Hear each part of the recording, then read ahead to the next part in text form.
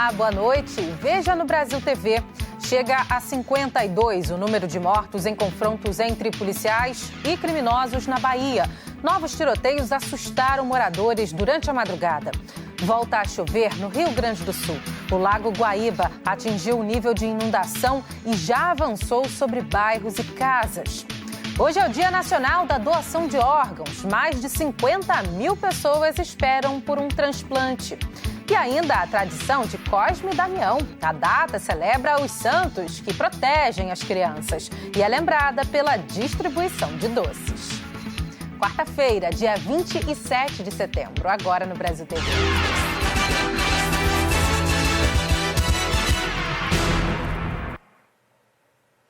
Chegou a 52 o número de mortos em confrontos entre a polícia e criminosos na Bahia, apenas em setembro. Hoje, 2 suspeitos morreram em confronto com os policiais civis em Lauro de Freitas, na região metropolitana de Salvador. Ontem, outros 5 suspeitos morreram depois de trocar tiros com as forças de segurança na cidade de Acajutiba. No município de Acajutiba, a 200 quilômetros de Salvador, 5 homens morreram na noite passada em confronto com policiais militares. Em nota, a PM disse que uma guarnição recebeu a informação de que um grupo de homens fortemente armados estava escondido numa espécie de abrigo improvisado numa área de mata fechada. E que na chegada os policiais foram recebidos a tiros e revidaram. Com os suspeitos, a polícia apreendeu armas e porções de crack, maconha e cocaína. Hoje cedo, em Lauro de Freitas, na região metropolitana de Salvador, mais 2 homens morreram em confrontos com policiais, dessa vez com a Polícia Civil. A Polícia Civil disse que a investigação era para localizar suspeitos de tráfico de drogas e que, durante a abordagem, os agentes foram recebidos a tiros. Com esses suspeitos, houve a apreensão de armas e drogas, além de coletes balísticos. Com as ocorrências em Lauro de Freitas e Acajutiba, subiu para 52 o número de suspeitos mortos em confrontos com as forças de segurança apenas agora no mês de setembro. Se nós incluirmos nessa lista o nome do policial federal Lucas Caribé, de 42 anos, que morreu no dia 15 de setembro em confronto com bandidos aqui em Salvador, o número sobe para 53. Um ônibus foi incendiado na noite de ontem no bairro de Paripe, no subúrbio ferroviário de Salvador. Testemunhas contam que criminosos obrigaram o motorista e cobrador a descer e atearam fogo no veículo. Não havia passageiros. Segundo a PM, um homem suspeito de incendiar o ônibus já foi preso. Também ontem à noite, em outro bairro de Salvador, o nordeste de Amaralina, o intenso tiroteio assustou os moradores.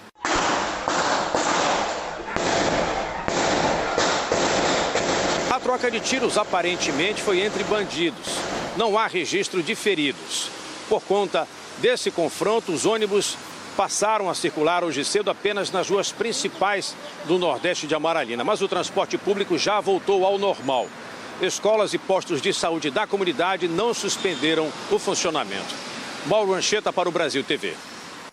A Polícia Federal fez hoje uma operação contra o tráfico internacional de drogas. Segundo as investigações, os alvos integram uma organização criminosa chefiada por um traficante foragido da Justiça e que está na lista da Interpol.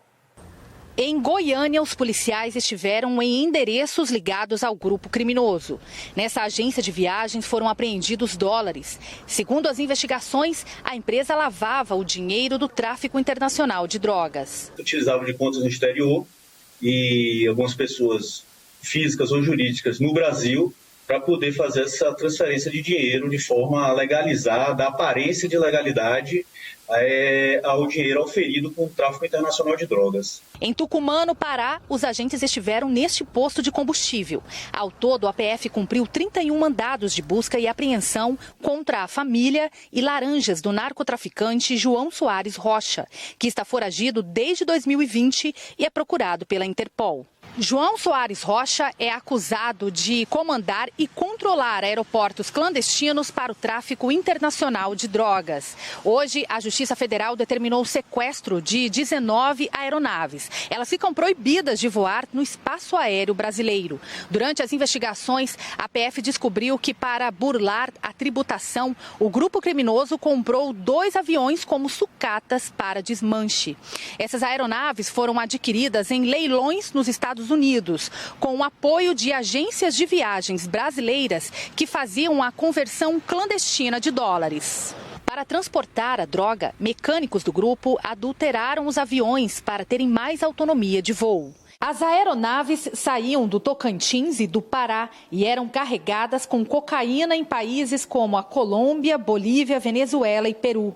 De lá, seguiam até a Guiana Inglesa, Honduras e Suriname, onde a cocaína era descarregada e seguia de submersível para a África, Europa e Estados Unidos. Agora, a Justiça Federal sequestrou casas, apartamentos, carros e 9 grandes fazendas ligadas ao grupo, que, segundo as investigações, eram usados para lavar dinheiro. O objetivo principal da operação agora nessa fase é descapitalizar efetivamente o grupo criminoso, porque ao longo dos anos, mais de 15 anos, 20 anos, eles vêm se utilizando de técnicas de lavagem de dinheiro para poder dar aparência de licitude ao dinheiro oferido com o narcotráfico.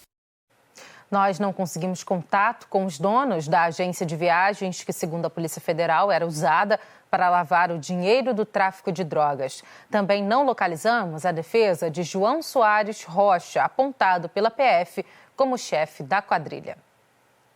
No fim da manhã, a Defesa Civil anunciou que o Lago Guaíba, no Rio Grande do Sul, atingiu o nível de inundação. Está em 3,17 metros, mais de 1,5 metro acima do normal. Essa é a maior cheia do Guaíba em 82 anos e ela vem preocupando as autoridades. O Juliano Castro traz as informações. Em Porto Alegre, a principal preocupação é com o avanço das águas do Lago Guaíba. Ele já está acima da cota de inundação. Inclusive, profissionais da prefeitura reforçaram as comportas que foram fechadas na cidade com sacos de areia. O objetivo é evitar que o lago avance no centro da cidade. Aqui os principais pontos que preocupam são a Zona Sul e também a região das ilhas. Moradores já estão sendo levados para casas de amigos, parentes e também para abrigos. Há preocupações em outros cantos do Rio Grande do Sul. O nível do Guaíba tem afetado moradores da Barra do Ribeiro. As ondas derrubaram 2 trapiches e também alagam quadras esportivas e destruíram parte do calçadão da orla. Ontem, no município, uma mulher de 60 anos morreu. O carro onde ela estava com a família foi levado pela correnteza. O marido dela conseguiu sair e resgatar os 2 netos. Em Maquiné, no litoral norte do estado, este ônibus com 15 passageiros ficou ilhado. As pessoas foram retiradas com a ajuda de cordas e com o apoio de uma máquina. Um homem precisou carregar nos ombros um idoso para escapar da água. Pelo menos 200 famílias estão isoladas em um dos pontos da cidade. De Porto Alegre, Juliano Castro, para o Brasil TV. No Nordeste, o problema são as altas temperaturas desse início de primavera. Em Balsas, no Maranhão, alunos das escolas municipais estão sendo dispensados meia hora mais cedo por causa do calor e da baixa umidade. Nos últimos dias, Balsas tem enfrentado uma onda de calor com temperaturas acima dos 41 graus. Além disso, o tempo está muito seco, com a umidade do ar abaixo de 20% e alta incidência de raios ultravioleta que são prejudiciais à saúde. Por isso, a Secretaria Municipal de Educação resolveu antecipar a saída dos alunos. Pela manhã, às 11h15 e à tarde, às 5h15. Uma redução de 30 minutos no horário matutino e 30 minutos no horário vespertino. Os alunos estarão sendo dispensados para que possam aí cada vez mais estar tentando minimizar essa onda de calor dentro das salas de aula. Além de fazer essa redução do horário de aula, o intervalo também será reduzido, onde as merendas serão servidas dentro das salas de aulas e as crianças estarão aí cada vez mais menos expostas a essa onda de calor. No Rio de Janeiro, a mesma situação. Tá todo mundo pensando que a primavera mal começou e já tá um calorão. Pois é, esse ano no Rio já teve chuva, além da média, e agora as temperaturas altas. O Centro de Operações da Prefeitura do Rio está investindo em tecnologia para tentar acompanhar essas mudanças. O Rio de Janeiro pode bater um novo recorde de temperatura hoje. Os meteorologistas explicam que é comum fazer calor na primavera, mas este ano está diferente. A estação chegou chegando. No domingo, batemos 39,9 graus, segundo o IMET, a maior temperatura do ano até agora na capital. A aposta de quem estuda o clima é que esses números seguirão altos. Isso porque as mudanças climáticas e o aquecimento global estão alterando as temperaturas do planeta. Além disso, também temos a influência do El Niño, que aquece a superfície das águas do Oceano Equatorial e afeta a circulação na atmosfera no mundo todo. Com isso, as frentes frias não chegam como deveriam no Rio e em outras partes do país. Aqui no Brasil, até o verão, teremos seca na região norte, chuvas intensas no sul do país e muito calor no Rio de Janeiro. Calor não é nenhuma novidade para o carioca, mas esse de agora está surpreendendo pela época. Eu gosto de dias mais amenos, mais frios. Olha, hoje está um dia muito abafado, está um dia... Já acordou, assim, já acordei com um dia abafado. Uma das preocupações que chegam com a primavera é a quantidade de chuva. Isso porque as nuvens de temporal são formadas por calor e umidade. Exatamente o que teremos em níveis extremos. Ela chega de maneira não muito bem distribuída, acaba ficando em curtos períodos. No total, ela fica abaixo da média. E essa chuva que acontece acaba também, às vezes, podendo ocorrer em curtos períodos, fazendo com que a gente, infelizmente, possa ter tragédias aí relacionadas a esses altos acumulados pluviométricos aí em curtos períodos. O Centro de Operações da Prefeitura está investindo em tecnologia para tentar acompanhar a mudança climática. A gente acabou de assinar um termo de cooperação técnica com o Laboratório Nacional de Computação Científica, o LNCC, que possui o maior computador, né, que fica aqui em Petrópolis, fica aqui do lado, que estão desenhando um modelo matemático para ajustar essa predição. A Prefeitura também está adquirindo um software de raios que é utilizado pelo governo americano. Para que serve o software de raios? Né? Nos núcleos que se aproximam da cidade do Rio de Janeiro, quando a gente tem muita troca de descargas atmosféricas entre nuvens, é mais um medidor, mais um indicador de ser uma chuva severa.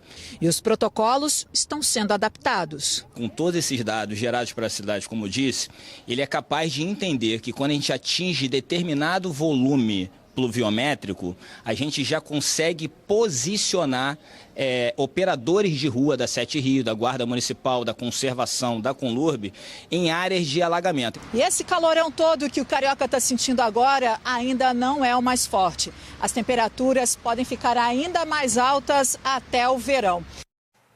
Em Ponta Porã, no Mato Grosso do Sul, o dia começou com frio, vento e neblina. Em menos de 24 horas, a temperatura despencou de 37 para 15 graus. O Martim Andrada conta pra gente.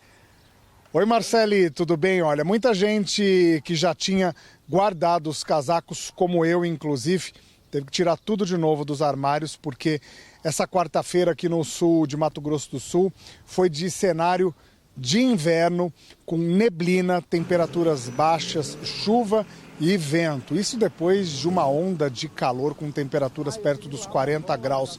Aqui na região de fronteira, especialmente em Ponta Porã, foram 9 dias com temperatura acima dos 35 graus. Na terça-feira, a máxima chegou perto dos 40 aqui na zona rural da cidade.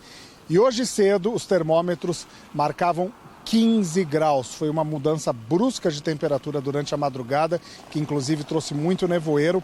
Os meteorologistas alertaram que isso justamente ia acontecer por causa da chegada de uma frente fria. E embora a população até esteja acostumada aqui no sul do estado com essas mudanças bruscas, o tempo dessa quarta-feira pegou muita gente de surpresa.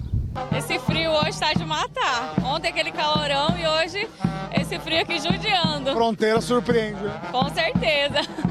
A temperatura máxima nessa quarta-feira aqui em Ponta Porã não passou dos 21 graus. E a neblina chegou a fechar o aeroporto da cidade para pousos e decolagens.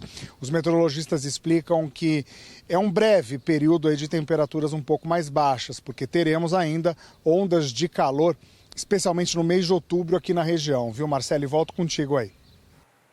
Hoje é o Dia Nacional da Doação de Órgãos. A data foi criada para conscientizar a população sobre a necessidade da doação e assim salvar vidas. Este ano o Brasil já realizou mais de 6 mil transplantes. Parece muito, mas quem trabalha na área afirma que o número poderia ser ainda maior. Segundo o Ministério da Saúde, mais de 50 mil pessoas em todo o país estão na fila de espera, aguardando por um transplante para sobreviver. É a ligação mais esperada por quem está na lista de espera por um órgão. Mas a Nayara, ao mesmo tempo que queria que essa hora chegasse logo, tinha medo da cirurgia e das complicações. Quando a gente começa a estudar e a gente vê as complicações e tudo que pode acontecer, a primeira coisa que vem é o medo de que tudo aquilo vai acontecer, todas as complicações possíveis vão acontecer. Então eu acabava que esperava mesmo pela vontade de Deus. A história da Nayara começa por causa de uma doença de nome complicado: glomeruloesclerose segmentar e focal, a GESF, síndrome que provoca insuficiência renal crônica. O transplante renal é a única opção para os pacientes. Recebeu o diagnóstico com 13 anos de idade e os rins funcionavam cada vez menos. Começou a hemodiálise e a espera pelo doador. Foram 9 anos na fila. Em maio deste ano, recebeu a boa notícia. Apareceu um doador compatível. Fez a cirurgia e teve uma recuperação que surpreendeu. A vida depois do transplante para a Nayara tem sido ativa. Tem a academia, a faculdade, mas ela não esquece da disciplina, que a partir de agora tem que ser para sempre. Descobriu grandes mudanças em pequenas coisas no dia a dia. Eu me sinto menos cansada, eu consigo carregar o rojão, que é uma faculdade de medicina. Eu posso beber água à vontade, porque eu vou urinar, eu não vou ter edema. No final da noite eu estou bem. Antigamente na diálise era bem complicado. A cirurgia para o transplante de órgão ou tecido exige todos os cuidados de qualquer procedimento.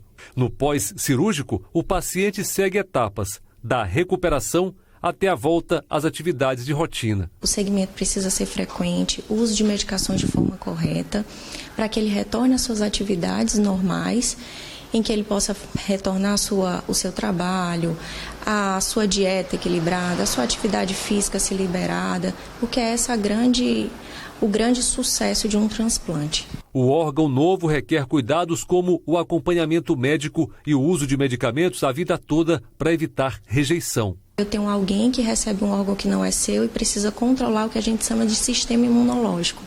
Então, para isso é que existem todos esses medicamentos e assim a gente evita o processo de rejeição. Os resultados positivos alcançados nos transplantes são um incentivo poderoso para que mais pessoas se tornem doadoras e a espera na lista seja menor. A história da Nayara é um exemplo vivo de como um ato de generosidade pode transformar vidas e inspirar esperança em pessoas que aguardam por uma segunda chance. Agora, ela sonha em se tornar médica para ajudar outros que enfrentam a mesma jornada. O meu coração, ele palpita por nefrologia. Eu quero poder olhar para os pacientes e dizer para eles que eu passei por isso, que eu estou vencendo e que eles também podem vencer. A seguir, a nova fase da Operação Lesa Pátria mira em vândalos que depredaram o patrimônio público no dia 8 de janeiro. Não saia daí.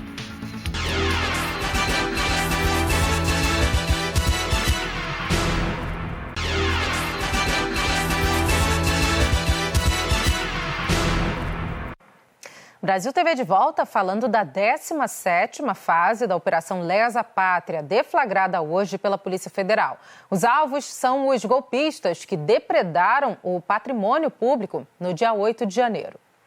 Policiais federais saíram às ruas para cumprir 3 mandados de prisão preventiva sem prazo para acabar. Aildo Francisco Lima, de São Paulo, já está preso. Ele fez uma transmissão ao vivo pela internet, sentado na cadeira de um ministro do Supremo Tribunal Federal. Os agentes ainda não localizaram Margarida Marinalva de Jesus Brito, advogada de Brasília. De acordo com os investigadores, ela recolheu 40 celulares de presos no dia dos atos golpistas para esconder provas. Em nota, a OAB do Distrito Federal informou que acompanha a investigação e que as informações divulgadas até agora dão a entender que a atuação de Margarida se deu dentro dos limites da advocacia. Outro alvo da operação é Basília Batista, de São Paulo. Ela chegou a ser presa dentro do Congresso, mas foi liberada por razões humanitárias e hoje volta a ser alvo de um novo mandado de prisão. Os agentes também cumprem 10 mandados de busca e apreensão no Paraná, em São Paulo, Minas Gerais, Goiás e no Distrito Federal. Um dos alvos é Erli Antônio Fernandes, de Minas Gerais, que gravou um vídeo dentro do Palácio do Planalto no dia dos ataques golpistas. No fim das investigações, os suspeitos podem responder por crimes como tentativa de ruptura violenta do Estado Democrático de Direito, golpe de Estado, associação criminosa, dano qualificado, incitação ao crime e deterioração do patrimônio especialmente protegido. De janeiro para cá, a Lesa Pátria já cumpriu 287 mandados de busca e apreensão, 81 mandados de prisão e abriu 17 inquéritos. O Supremo Tribunal Federal já condenou 3 réus pelos ataques, com penas entre 14 e 17 anos de prisão. Desde o começo da semana, a Corte está julgando no plenário virtual outros 5 réus que participaram dos ataques golpistas. Até o fim do ano, o STF pretende julgar 250 executores dos atos golpistas. Mais de 1.000 réus negociam ou já fecharam acordos para penas mais brandas. Nós não conseguimos contato com as defesas dos citados na reportagem. A gente fala agora de São Cosme e São Damião. Para a Igreja Católica, o Dia dos Santos foi comemorado ontem. A gente falou disso aqui no Brasil TV. Mas para muita gente, a data celebrada como Dia de Cosme e Damião é hoje. Em Pernambuco, por exemplo, onde os santos gêmeos são conhecidos como os protetores das crianças, eles também são os padroeiros da cidade de Igaraçu, que faz aniversário. E para celebrar os 488 anos da cidade e o dia também dos padroeiros, desde cedo teve programação especial na Igreja Matriz dos Santos Cosme e Damião, considerada a igreja mais antiga do Brasil. À tarde teve procissão e agora à noite a programação é de shows a partir das 8h30 no palco montado em frente à igreja. Se apresentam nesse palco o Padre Fábio de Melo, o Dudu do acordeon e também a Banda Cosmos. Cosme e Damião também são celebrados pelas religiões de matrizes africanas. Há mais de 30 anos, um terreiro na cidade de Paulista, também em Pernambuco, festeja com oferendas para os orixás e a distribuição de doces para as crianças. No dia dos padroeiros das crianças, Cosme e Damião, a garotada do terreiro de Candomblé Ilê Axé Orixalá Talabi, no bairro de Paratiba, em Paulista, participou de celebrações e atividades recreativas. Como fazem há 35 anos, os integrantes do terreiro receberam crianças e famílias da comunidade para um dia de celebração, respeito e diversão. Os visitantes assistiram a apresentações folclóricas e ouviram contações de histórias. Dentro do terreiro, um café de boas-vindas. A mãe Lude Iemanjá estava feliz em abrir as portas do terreiro para a vizinhança. Nesse dia, como manda o ensinamento de Beji, a gente recebe nossa comunidade para partilhar o axé dessas divindades, que é dividir o alimento, dividir as brincadeiras, dividir os brinquedos e fazer com que as crianças possam ter como garantia de seu direito estar vivenciando a sua tradição. Cosme e Damião são reverenciados pelas religiões de matriz africana desde a época da escravidão no Brasil. A história conta que os antigos escravizados associaram os ibejes aos santos católicos para fugir da perseguição religiosa. Surgiu daí a tradição de distribuir doces, que eram as oferendas. Desde cedo, pai Júnior de Odé aprendeu e sente orgulho deste legado. E tem prazer em compartilhar essa história de resistência com a comunidade. Os espaços de terreiro, eles são espaços de resistência por natureza, né? Quer dizer, os povos originários, que são os povos indígenas, e os povos africanos em diásporas, organizaram esse território para reconstituir uma grande família, que a gente chama de família de axé, né? O povo de santo, o povo de terreiro. Então, quando a gente se organiza num espaço como esse, a gente está memorando os ancestrais e a gente está perpetuando aquilo que a gente entende como importante para a nossa educação. Para João, de 10 anos, um dia de uma alegria tão intensa quanto o Dia das Crianças. Esse dia para a gente significa aprender a partilhar e partilhar mais com a comunidade. O Brasil TV fica por aqui. Outras notícias logo mais no Jornal Nacional, hoje um pouco mais cedo, às 8 da noite, hora de Brasília.